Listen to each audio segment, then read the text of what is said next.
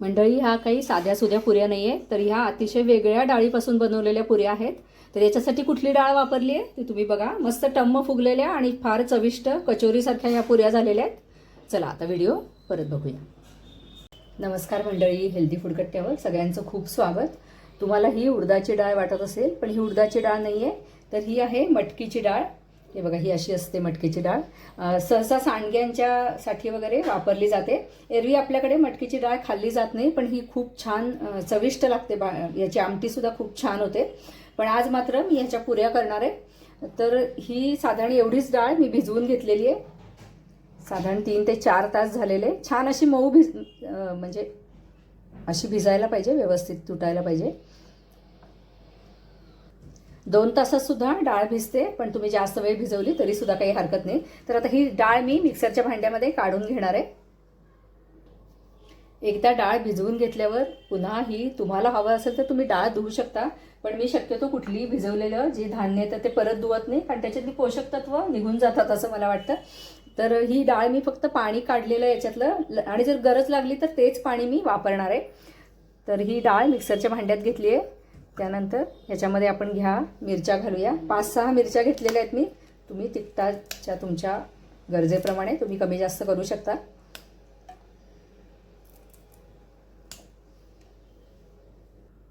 त्याच्यानंतर ह्याच्यामध्ये लसणाच्या पाकळ्या घालणार आहे, 10-12. लसूण घालायचा नसेल तरी सुद्धा चालेल, कारण काय मटकीच्या डाळीला छान चव असते. नुसत्या मटकीच्या डाळीच्या आणि हिरवी मिरची वगैरे आणि इतर मसाले घालून सुद्धा पुऱ्या छान होतात. तर आता मसाले म्हणजे मी याच्यामध्ये हिंग आणि हळद घेतलाय, थोडेसे चिली फ्लेक्स घेतलेत. हे नसेल तर तिखट घातलं तरी चालेल. हिरव्या मिरच्या आपण घातलेल्याच आहेत. मीठ घेतलेलं आहे. थोडीशी मिऱ्याची पूड घेतलेली आहे. मिऱ्याची पूड घातली की त्याची एक छान चव येते. थोडीशी कसुरी मेथी घेतली आहे. त्याच्यानंतर हे कलौंजी आहे, ही सुद्धा नाही घातली, याच्याऐवजी तीळ घातले तरी सुद्धा चालतील. त्याच्यानंतर ही धनेजिऱ्याची पूड आहे. ह्याच्यातला एखादा मसाला नसेल तरी सुद्धा काही हरकत नाही, तरी सुद्धा पुऱ्या छान चविष्ट होतात. आणि जर धनेजिऱ्याची पूड नसेल तर तुम्ही आत्ताच याच्यामध्ये धणे आणि जिरं घालू शकता. तर आता हे मी मिक्सरमध्ये बारीक करून घेते. आधी डाळ मी बारीक करून घेतली आहे, ती आता मी याच्यामध्ये मिसळणार आहे. तर ही आहे कणिक, साधारण 1-2 वाट्या कणिक घेतली आहे आणि पाव वाटीपेक्षा थोडासा जास्त हा बारीक रवा आहे. तर याच्यामध्ये मी आता चिरलेली कोथिंबीर पण घालणार आहे. मिक्सरमध्ये कोथिंबीर घातली की त्याची चव वेगळी येते. चिरून कोथिंबीर घातली की ती दिसायला पण छान दिसते आणि फार उग्र त्याची चव येत नाही. त्याच्यानंतर हे जे मसाले मगाशी मी दाखवले तर ते पण मी याच्यात घालते. आता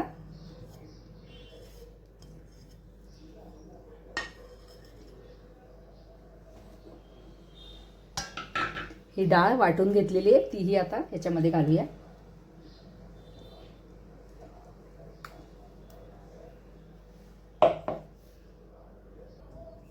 याच्यात अगदी थोडंसं तेल घालूया. साधारण 1-2 चमचे फक्त तेल घालतीये.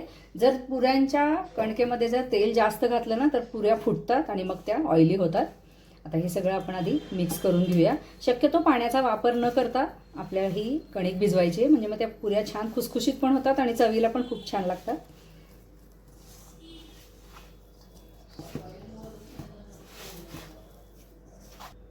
जेवढं लागेल तेवढंसंच पाणी मी अगदी ते डाळ भिजवलेलं जे पाणी होतं ते मिक्सरच्या भांड्यामध्ये घातलेलं आहे. तर ते अगदी 2 चमचे घातलेलं आहे, कारण ह्याचा आपल्याला अगदी छान असा घट्ट गोळा करायचा आहे. नेहमीच्या पुऱ्यांना जसं आपण कणिक घट्ट भिजवतो तशीच ही कणिक घट्ट भिजवायची आहे.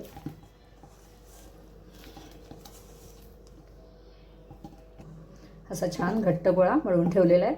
आणि आता ह्याच्यामध्ये रवा असल्यामुळे हा अजून थोडासा घट्ट होईल, पण घट्टच पाहिजे आपल्याला, नाहीतर मग पुऱ्या तेलकट होतात.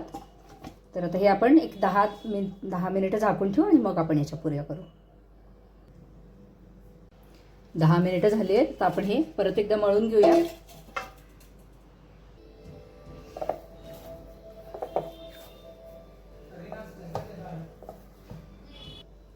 एवढ्या साहित्यामध्ये साधारण 16 ते 18 पुऱ्या होतात. तुमच्या साईजनुसार आहे. मी मोठ्या पुऱ्या करते.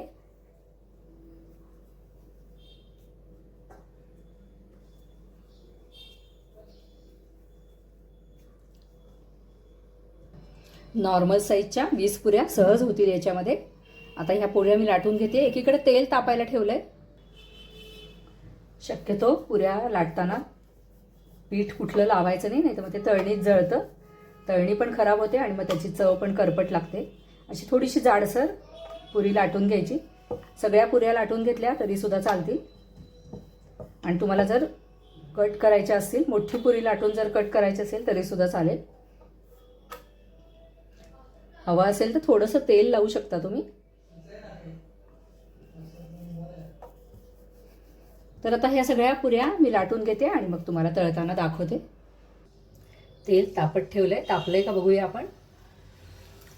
घातलेलं पीठ पटकन तरंगून वर आलं, याचा अर्थ आपलं तेल तापलेलं आहे.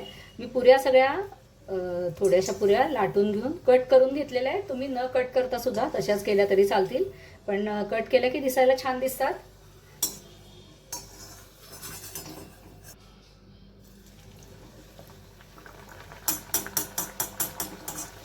मीडियम गॅस ठेवायचा आणि तेल आधी चांगलं तापवून घ्यायचं आणि मग गॅस बारीक करून या पुऱ्या तळायच्या. मस्त कचोरीच्या स्वादाच्या या पुऱ्या अतिशय चवीला सुरेख लागतात.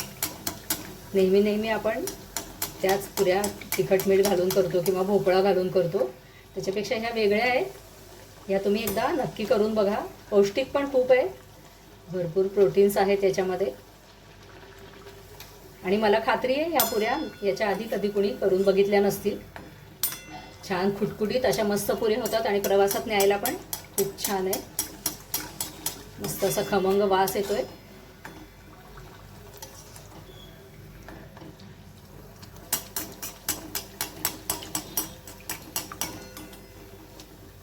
छान सोनेरी रंग येईपर्यंत तळून घ्यायचे.